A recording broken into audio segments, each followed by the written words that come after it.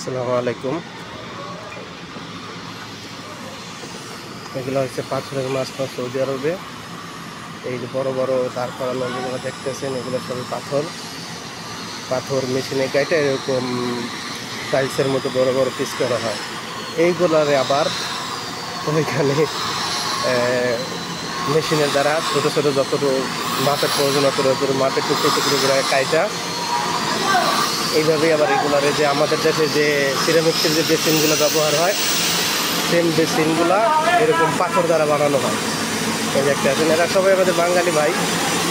এই যে মেশিন দেখতে আছেন, এই মেশিনগুলোর দ্বারাই এই পাথরগুলোর ছোটো ছোটো মানে যতটুকু আকার ধারণ করা লাগে ওরকম আকার ধারণ করে এগুলোরে কাটা হয়।